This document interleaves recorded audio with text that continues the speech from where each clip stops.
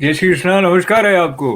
स्वागत है आपका एवरीडे गीता के इस अंक में। जब हम आज जुड़ रहे हैं तो बड़े बड़े अक्षरों में नीचे लिखा हुआ है, भगवान इज नॉट डूइंग एवरीथिंग। हालांकि हम हमेशा सुनते हैं कि भाई समर्पित भाव से काम करना चाहिए, और ये है कि हम तो निमित्त हैं, निमित्त मात्र भव सव्य साचिन। ऐसा संकेत श्री कृष्ण भगवान ने अर्जुन को भी दिया था। और वो भी भजन हमने सुना है कि करते हो तुम कन्हैया और मेरा नाम हो रहा है, मेरा आपकी कृपा से सब काम हो रहा है। तो कृपा किस तरह से काम करती है उसको हम आज समझने की कोशिश करेंगे, और प्रवेश करेंगे श्रीमद् भगवत गीता के कौन से अध्याय में?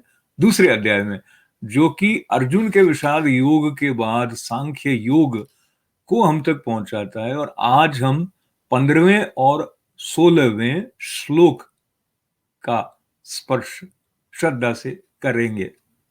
तो पहले श्लोक की तरफ बढ़ते हैं, फिर आगे भगवान को याद करते हैं कि करने वाले आप हैं ही अब भगवान है।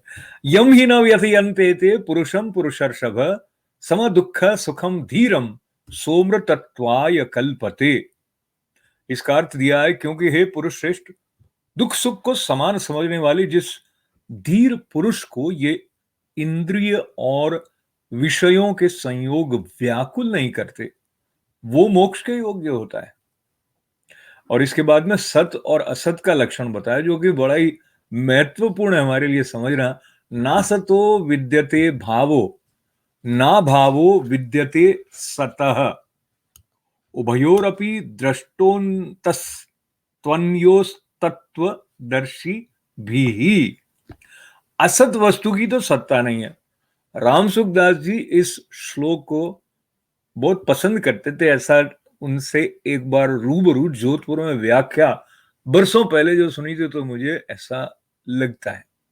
ना सतो विद्यते भावो ना भावो विद्यते सतः उभयोरपि दृष्टोन्तस त्वन्योस्तत्वदर्शी भी। असत वस्तु की तो सत्ता नहीं है और सत्य का अभाव नहीं है।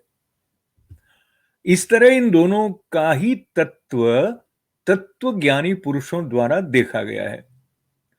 तो असत वस्तु की तो सत्ता नहीं है, इसका मतलब जो कुछ भी है सत्य ही है। पर ये तत्वज्ञानी ने देखा है। हम तत्वज्ञानी है कि नहीं, यहां पर आकर ये बात जुड़ती है कि क्या भगवान सब कुछ कर रहे हैं या हम सब कुछ कर रहे हैं। तो थोड़ा हम स्पर्श करते हैं उस कथा का जिसमें राजा जनक याज्ञवल्क्य जी की सभा में बैठे हैं और सत्संग के लिए नियमित आते हैं। ऐसे दिनों की बात है, और उनके शिष्य सोचते हैं कि क्योंकि ये राजा जनक राजा हैं, इसलिए हमारे गुरुजी इनको इतना भाव देते हैं। तो ये बात धीरे धीरे शिष्यों के मन की। एक दिन उन्होंने इसका निराकरण करने के लिए लीला करी। लीला का मतलब हुआ कि दरबारी राजा जनक के जब याज्ञवल्क्य जी ब्रह्म विद्या का उपदेश सुन रहे थे, तो उसके बीच में आके उनका प्रवेश, वैसे तो अनुमति नहीं थी, पर बहुत अधिक इमरजेंसी हो तो आ सकते थे। तो आकर एक बड़े अधिकारी ने उनके कानों में फुसफुसाकर कुछ कहा, तो उन्होंने सुनकर ऐसे करके फिर उनको कुछ संकेत देके वापस भेज दिया। बाकी सब देख रहे हैं कि भाई क्या हुआ। कुछ देर के बाद में दूसरा आया और उसके चेहरे पर चिंता थी, और उसने भी इस प्रकार कुछ कहा, और राजा जनक ने उनको जल्दी से कुछ निर्देश देके वापस भेज दिया। तीसरा आके जब वापस गया इसी तरह से राजा जनक से निर्देश लेके, तो याज्ञवल्क्य जी जो थे उन्होंने राजा जनक से पूछा कि राजन, क्या बात हो गई? तो उन्होंने कहा, नहीं महाराज, वो ऐसी खबर आई है कि महल में आग लग गई है, और जंगल से आग लगी है तो आग फैल रही है।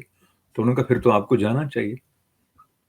उन्होंने कहा कि आपसे जो ज्ञान मैंने प्राप्त किया है, तो मुझे ये स्पष्ट है कि आग महल में लगी है, मुझे तो नहीं लगी है। लेकिन जब ये सुना कि आग फैल गई है, तो राजा के आसपास जो शिष्य वृंद बैठा था याज्ञवल्क्य जी का, उनमें से कई उठकर भागे कि वह हमारी झोपड़ी में तो नहीं पहुंच जाए।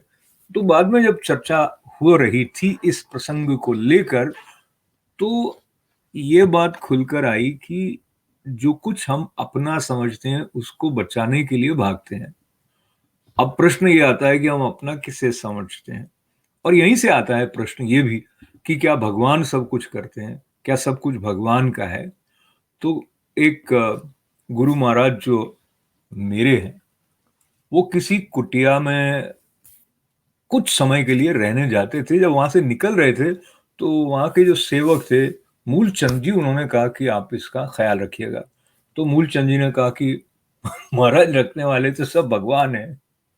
तो स्वामी जी ने अपने मन में कहा कि ये तो चिंता का विषय है, क्योंकि ये कह देना कि भगवान ही सब करते हैं, और अगर हम अपने अहंकार से पूरी तरह मुक्त नहीं है तो ये पलायन हो जाएगा। कई बार हम अपने कर्तव्य का पालन करने में कोताही बरत लेंगे, ये कह के कि करने वाले तो भगवान ही है, और कई बार हम ऐसे कार्य कर लेंगे मन माने और कहेंगे कि भाई मैं तो करने वाला हूं नहीं, करने वाला तो ईश्वर है।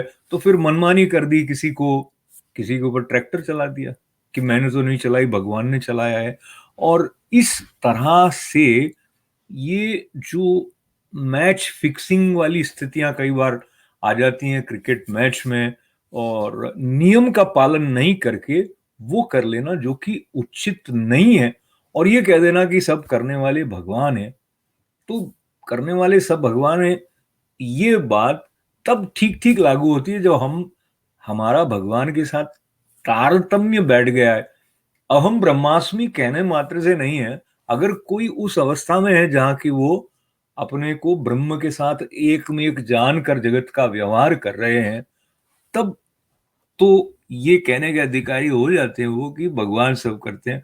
पर हम में से अधिकांश उस स्थिति तक पहुंचे हुए नहीं है। कहा जाता है कि कर्म जो है वो ऐसा है जैसे कि अगर कोई बीमार है और वो वैद्य के पास जाते हैं, अपनी नाड़ी दिखाते हैं, उस तरह से जो गुरुजन है, जो संत जन है, जो ज्ञानी जन है, वो हमारे कर्म को देखकर समझ जाते हैं कि हम किस अवस्था में हैं।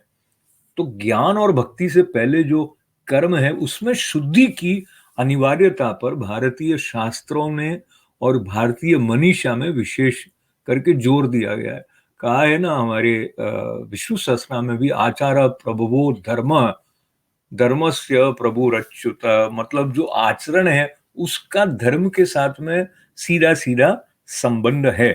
तो हम अगर कर्म को पकड़े, कर्म में शुद्धि लाएंगे, तो फिर हमारे भीतर जो मन की अशुद्धियां हैं वो दूर होंगी। उसके बाद वो ज्ञान प्रकट हो गया, जहां हम शायद एक अवस्था में पहुंच जाएं जब हमें भी ऐसा मीराबाई की तरह या बड़े बड़े संतों की तरह लगने लगी कि करने वाला तो सब भगवान है। पर अभी हम में से अधिकांश लोगों की अवस्था वो नहीं है। हम स्वयं स्वयं ही कर रहे हैं।